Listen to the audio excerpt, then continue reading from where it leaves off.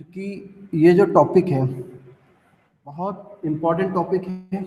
अगर हम इस टॉपिक की बात करें तो ये टॉपिक आपके गेयर प्रोफाइल के लिए सबसे इम्पोर्टेंट टॉपिक होता है।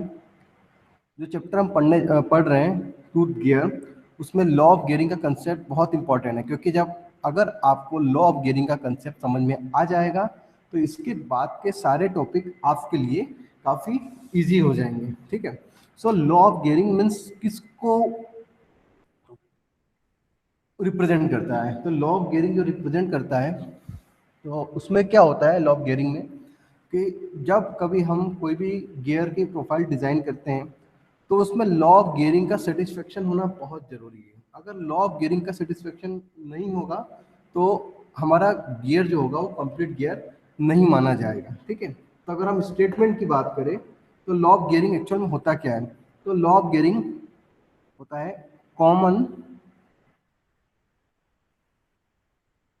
Normal at point of contact between a pair of teeth must always pass through the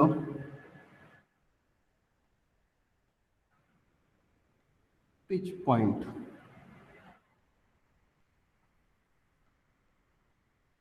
अब जो स्टेटमेंट है इसी को हमें फॉलो करना है, किसके लिए? For correct condition of gear, for correct condition of gearing. जैसे कि लास्ट टाइम मैंने आपको क्लास में बताया था कि जैसे कि मान लो हमारे पास ये टीथ है, ठीक है, ये गियर के टीथ है। जब ये प्रॉपर तरीके से मैसिंग करते हैं तो मैसिंग करते हैं, जैसे एक गियर मैस किया, उसके बाद दूसरा गियर दूसरा टीथ मैस किया, तीसरा टीथ मैस किया मीन्स अगर ये एक दूसरे से मैसिंग करेंगे तो इनका जो कांटेक्ट होगा वो कहाँ पर होगा? इसके पीस सर्कल की ओर होगा। लेकिन पीस सर्कल होगा मीन्स कहाँ पर होगा? एक पर्टिकुलर जिस जहाँ पर दोनों प्रॉपर तरीके से मैचिंग करते हैं और जो बीच का पॉइंट होता है इसको बोलते हैं हम पिच पॉइंट। तो इसको हम एक मतलब एक डायग्राम से समझेंगे तो जिससे आपको और अच्छे से समझ में आ जाएगा। तो देखिए, तो इसको मैं आपको समझाऊंगा एक डायग्राम के थ्रू कि ये मान लो आपके पास बेस सर्कल है, ठीक है, ये आपके पास बेस सर्कल है और ये है आपके पास पिच सर्कल।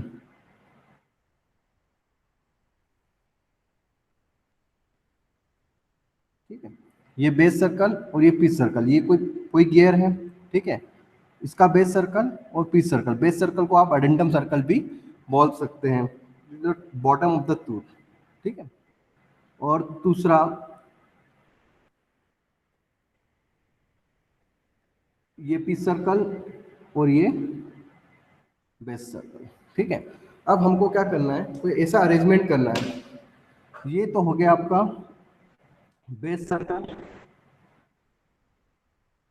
ये भी हो गया आपका बेस सर्कल, और ये जो कॉमन पॉइंट है, मतलब ये जो पॉइंट है, ये जो सर्कल है, इसको बोलोगे आप पिच सर्कल।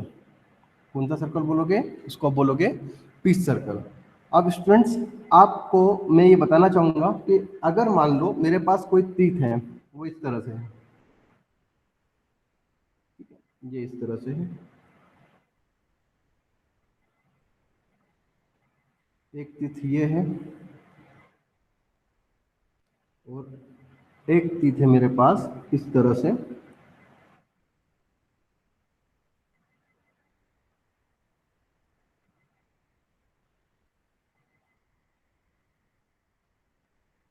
ठीक है।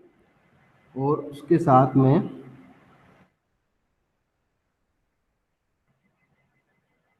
ये इस तरह से।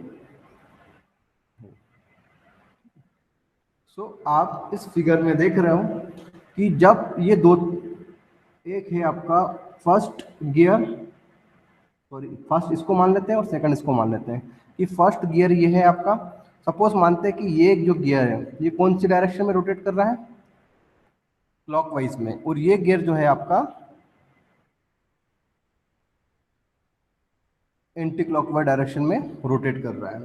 ठीक है, तो वैसे अभी आपको बताया था कि जब टीथ टू टीथ मेसिंग होगी प्रॉपर, तो जैसे कि मान लो ये क्लॉकवाइज है तो ये क्या होगा आपका, अगर ये क्लॉकवाइज है तो ये एंटी क्लॉकवाइज रोटेट करेगा। ठीक है, तो आपको यहाँ पर जो स्टेटमेंट है इसको यहाँ पर कंप्लीट करना है। Common normal at point of contact between pair of teeth. अब जो टीथ के जो पेयर हैं, जैसे कि मान लो अगर मैं इस टीथ की बात करता हूँ, इन दो टीथ की बात करता हूँ, तो ये एक दूसरे से मेसिंग करते हैं। अब मेसिंग करते हैं तो इनका जो पॉइंट होता है वो क्या होता है, वो कहाँ पर पास होकर जाता है, वो उसके पिच पॉइंट पर पास होकर जाता है। अब पिच पॉइंट कहाँ पे होगा, अब जैसे कि आप देख रहे हो कि ये पिच सर्कल पहले गियर का या दूसरे गियर का, और ये पहले गियर का एक पिच सर्कल। अब दोनों का सर्कल क्या होता है, एक जगह पर मीट करता है। ठीक है, और यहाँ पे आप देख रहे हो कि टीथ भी आपस में क्या करते हैं, एक दूसरे को कोलाइड करते हैं, मीन्स मेसिंग करते हैं। तो वो क्या बोल रहा है, common normal at point of contact between a pair of teeth must always pass through the pitch point. तो अब इन दोनों टीथ के बीच में जो कॉमन नॉर्मल लाइन ड्रॉ करेंगे वो उसके पिच सर्कल पिच पॉइंट से पास होकर जाएगी। ठीक है, तो पिच पॉइंट से पास होकर जाएगी। तो आप देखिए यहाँ पे मैं इस तरह से ये लाइन यहाँ पर ड्रॉ कर दी, इसको मैंने बोल दिया कॉमन नॉर्मल लाइन। कौन सी लाइन बोल दिया इसको, कॉमन नॉर्मल। ठीक है, सो ये स्टेटमेंट हो गया आपका कि common normal at the point of contact between a pair of teeth must always pass through the pitch point. तो जो भी कोई दो टीथ का मेसिंग होगा, तो मेसिंग होने के साथ साथ दोनों टीथ का जो अलाइनमेंट होगा वो उसके पिच पॉइंट से पास होकर जाएगा, और यही आपकी करेक्ट कंडीशन ऑफ गियर है।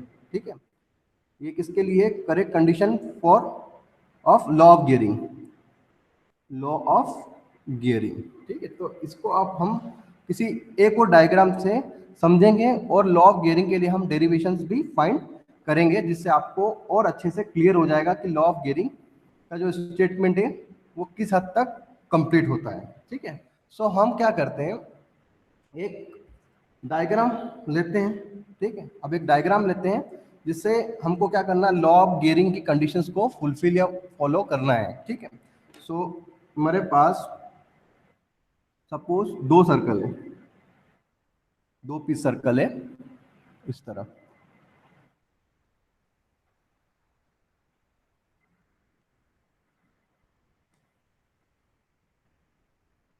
ये इस तरह से दो पीस सर्कल है।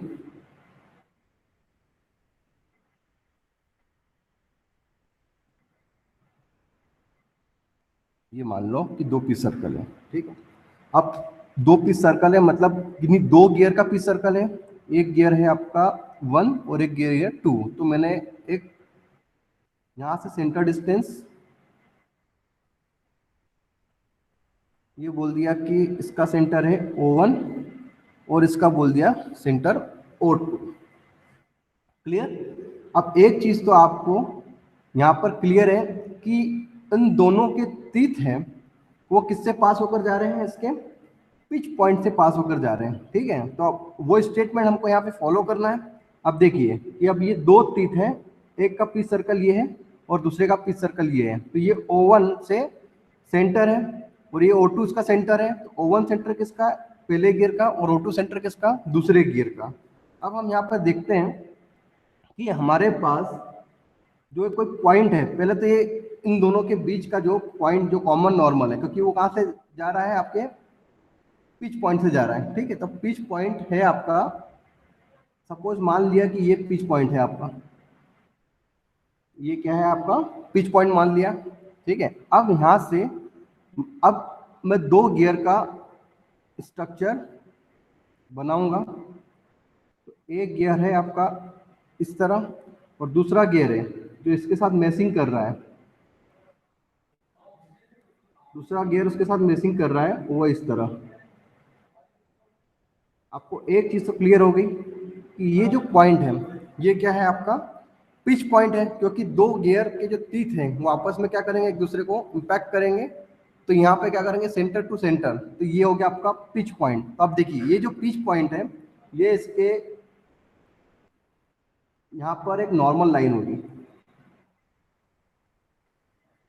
ठीक है। तो ये लाइन हो गई, इसको मैंने नाम दे दिया, इस पिच पॉइंट को मैंने नाम दे दिया के, ठीक है।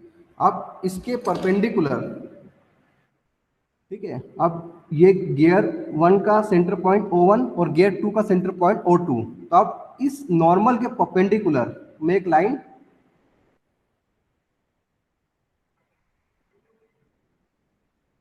ड्रॉ करूंगा, इसको बोल दिया मैंने ये परपेंडिकुलर लाइन, इसको मैंने नेम दे दिया M. So same similarly O2 के, O2 से इस कॉमन नॉर्मल के परपेंडिकुलर एक लाइन ड्रॉ करता हूं मैं, वो इस तरह, इसको मैंने नेमिंग कर दिया, ठीक है। सो आप देखिए, अब कॉमन नॉर्मल लाइन ये है, कॉमन नॉर्मल लाइन के रिस्पेक्ट में O1 से मैंने एक परपेंडिकुलर लाइन ड्रॉ की और O2 से एक परपेंडिकुलर लाइन ड्रॉ करी, ठीक है। अब यहाँ पर क्या होता है कि जैसे कि आप जानते हैं कि अगर मान लो कोई आपके पास एक सर्कल है, ठीक है, अब ये कोई सेंटर पॉइंट है, अब सेंटर पॉइंट से इसकी कोई डिस्टेंस है, अगर मान लो इसकी कोई डिस्टेंस है O पॉइंट से यहाँ तक कोई भी डिस्टेंस, तो उसका वेलोसिटी क्या होगा, वो डिपेंड करेगा कि ये सर्कल क्लॉकवाइज में रोटेट कर रहा है या एंटी क्लॉकवाइज में रोटेट कर रहा है। अगर ये एंटी क्लॉकवाइज डायरेक्शन में रोटेट करता है तो इसकी वेलोसिटी कहाँ होगी, इसके जस्ट परपेंडिकुलर, ठीक है। तो उसी तरह आपके पास जो दो गियर है, दो गियर के तीत है, तो दो गियर के तीत में जो सेंटर पॉइंट O1 से M, तो पहले तो क्या करेंगे कि हम यहाँ से यहाँ तक का कोई डिस्टेंस मेजर करते हैं, ठीक है। कोई डिस्टेंस मीन्स यहाँ से हम इस पॉइंट को मीट कराते हैं, कोई पॉइंट है जैसे कि कौन से पॉइंट पर, के पॉइंट पर, ये पॉइंट को हम क्या करते हैं, मीट कराते हैं, ठीक है। तो ये पॉइंट को हमने यहाँ पे क्या कराया, मीट कराया, ठीक है, O1 के। अब O1 से के, अब चूंकि ये क्या है आपका क्लॉकवाइज रोटेट कर रहा है और ये क्या है आपका एंटी क्लॉकवाइज रोटेट कर रहा है, अब चूंकि ये क्लॉकवाइज रोटेट कर रहा है तो इसका जो डायरेक्शन होगा, वेलोसिटी होगी इस तीत के लिए, वो कहाँ पे होगी, इसके जस्ट परपेंडिकुलर। तो परपेंडिकुलर मीन्स ये इस डायरेक्शन में होगा, ये होगा आपका परपेंडिकुलर। तो इसको बोल दिया मैंने velocity of V1 for this gear, ठीक। तो इस गियर की वेलोसिटी कितनी होगी, V1, तो इसका जो डायरेक्शन है, वेक्टर डायरेक्शन, वो इस डायरेक्शन में होगा। सो सेम कंडीशन O2 से हम पॉइंट K को क्या करेंगे, मिट कराएंगे, O2 से हम पॉइंट K को मिट कराएंगे, क्योंकि O2 भी कोई एक सेंटर पॉइंट है, तो उसको भी हमने क्या करा, इस पॉइंट से मिट कराया। तो इसकी जो वेलोसिटी होगी वो भी क्या होगी, इसके जस्ट परपेंडिकुलर होगी। तो वो हमने कंसीडर करा कि ये वेलोसिटी आपकी, ये है आपका V2। तो देखिए आपको यहाँ पर दो वेलोसिटी मिल गई। सो V1 और V2 दोनों वेलोसिटी, मतलब किसी उसका जो प्रोजेक्शन होगा वो कहाँ पर मिलेगा, किसी न किसी कॉमन नॉर्मल लाइन पर ही मिल रहा है, ठीक है। मतलब इन सिंपल अगर हम बात करें तो जो V1 और V2 का जो वेलोसिटी है वो दोनों का क्या होना चाहिए, सेम वेलोसिटी होना चाहिए। किस कंडीशन में, अगर वो लॉ ऑफ गियरिंग को सेटिस्फाई करता हो, ठीक है। अब हम बात करते हैं एंगल की। तो मैंने एज्यूम किया कि ये जो एंगल है, यहाँ से लेकर यहाँ तक का जो एंगल है, इसको मैंने एज्यूम किया वो है आपका अल्फा। अगर ये अल्फा, क्योंकि एक चीज तो मैंने आपको बता चुका हूं कि ये है आपका परपेंडिकुलर, ये है परपेंडिकुलर, और इसके लिए ये है आपका परपेंडिकुलर, ठीक है, अलग अलग। तो इस, ये आपका अल्फा एंगल है, तो अगर ये एंगल अल्फा है तो ये कितना होगा, तो यहां से हम इसको समझ सकते हैं, यहाँ से हम इसको क्लियरली समझ सकते हैं। कैसे, कि देखिए ये आपका इस तरह है, इस तरह है,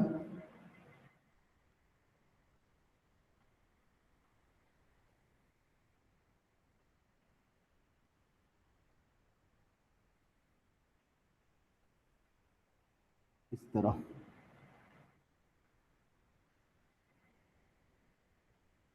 ठीक है, इस तरह। तो देखिए अगर मैं ये एंगल अल्फा लेता हूँ, एज्यूम करता हूँ, तो सपोज ये कितना है मेरा 90 डिग्री, तो ये कितना होगा 90 माइनस ये होगा 90 माइनस अल्फा, तो ये कितना होगा, ये 90, क्योंकि ये एंगल कितना है 90, तो ये बचा हुआ एंगल कितना होगा, ये 90, ये 90 माइनस अल्फा, तो बचा हुआ एंगल कितना होना चाहिए, ये अल्फा, तो ये एंगल भी कितना होगा आपका, अल्फा होगा।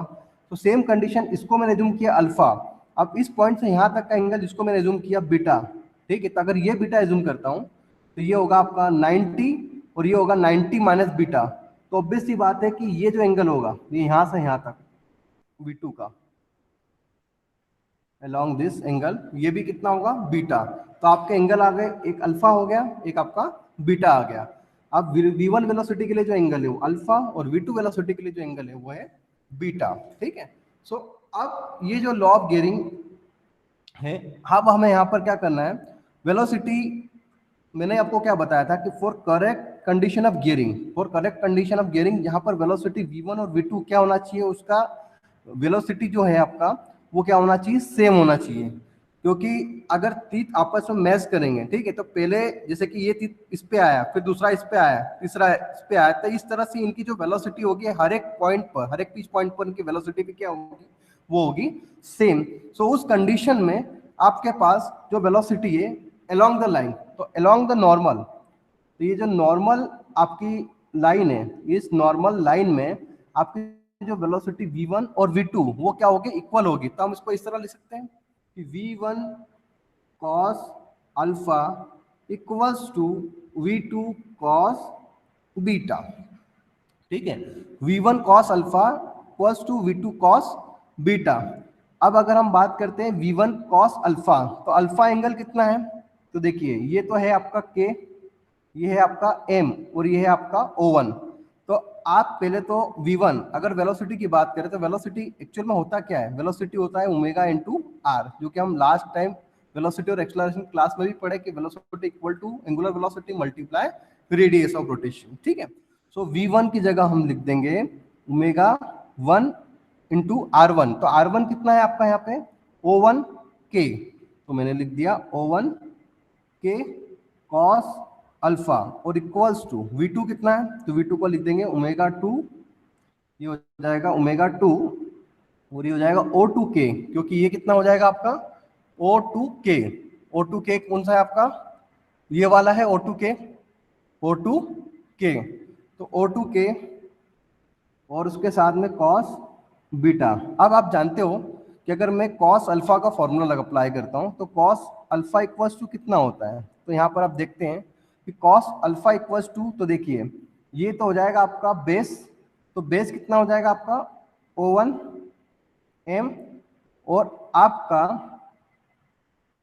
ये क्या हो जाएगा हाइपोटेनियस, तो हाइपोटेनियस कितना है O1 k, तो यहाँ पे हम इसको इस तरह लिख सकते हैं O1 ओमेगा 1 O1 k और multiply O1 m upon O1 k। उसी तरह आप omega 2 angular velocity omega 2 O2 k और कॉस बीटा की जगह हो जाएगा आपका O2 n upon O2 k। तो देखिए O1 k से O1 k cancel, O2 k से O2 k कैंसिल, तो आपके पास यहाँ पर जो इक्वेशन मिलेगी वो इस तरह मिलेगी omega 1 O1 m equals to omega 2, ये हो जाएगा आपका O2n, तो आप इस तरह लिख सकते हो उसको ओमेगा 1 अपॉन ओमेगा 2 और equals to O2n upon O1m, तो इसको मैंने बोल दिया इक्वेशन नंबर फर्स्ट, ठीक है, इसको मैंने इक्वेशन नंबर 1 बोल दिया है। अब आपको क्या करना है, एक दूसरा पेज ले लेता हूं, इससे आपको और अच्छे से समझ में आ जाएगा।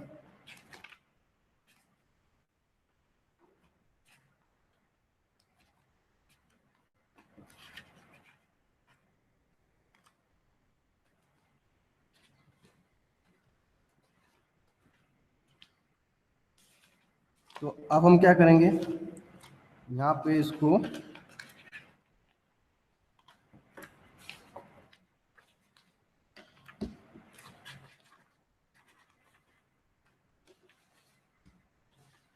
ठीक है। सो हमारी जो इक्वेशन है वो क्या है अभी, वो इक्वेशन है भाई omega 1 upon omega 2 equals to, ये इक्वेशन थी हमारी O2n अपॉन O1m। तो इसको हमने क्या, इक्वेशन नंबर फर्स्ट दिया था। अब हम यहाँ पर देखते हैं कि देखो ये तो हमने किसके लिए किया था, पिच पॉइंट के लिए किया था। तो पिच पॉइंट के लिए हमारे पास दो ट्रायंगल थे, कौन कौन से ट्रायंगल था, के O1m और दूसरा था के O2n। अब अगर हम पिच सर्कल की बात करें तो पिच सर्कल कहाँ है, ये पिच सर्कल एक पॉइंट, ये जो पिच सर्कल है वो ये है आपका। अब पिच सर्कल से अगर देखें तो पिच सर्कल आपका ये पॉइंट पे है, ठीक है। इसको आप बात करें पिच सर्कल की तो पिच सर्कल मीन्स आपका ये सर्कल है, तो यहाँ से जो एंगल है वो कितना हो जाएगा, O2n P upon O2n P, और ये हो जाएगा आपका O1P O2nP, और ये हो जाएगा आपका O1P, और ये है आपका M, ठीक है। सो देखिए अब आपका ये जो एंगल है वो कैसे बनेगा, वो बनेगा आपका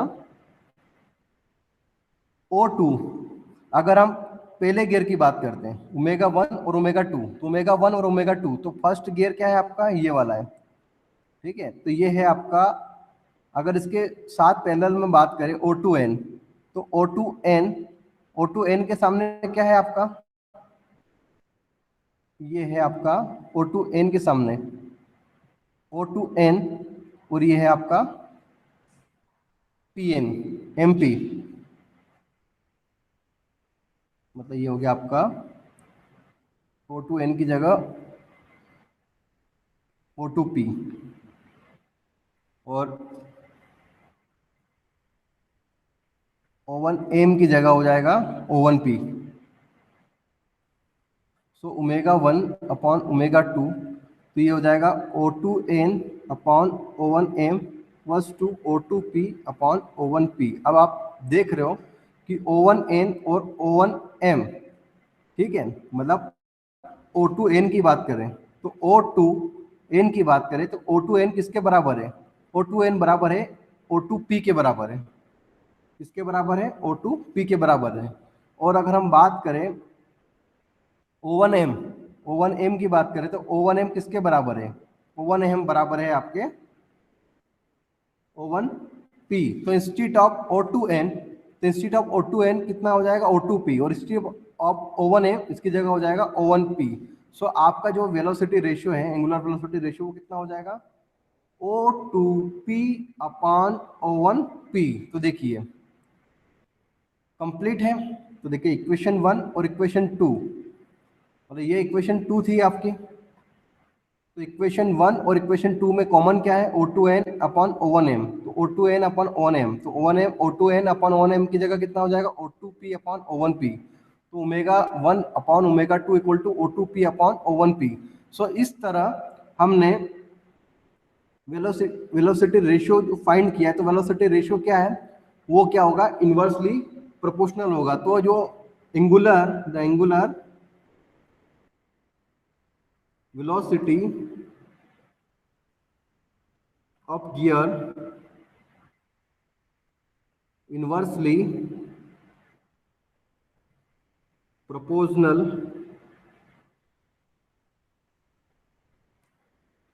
to the ratio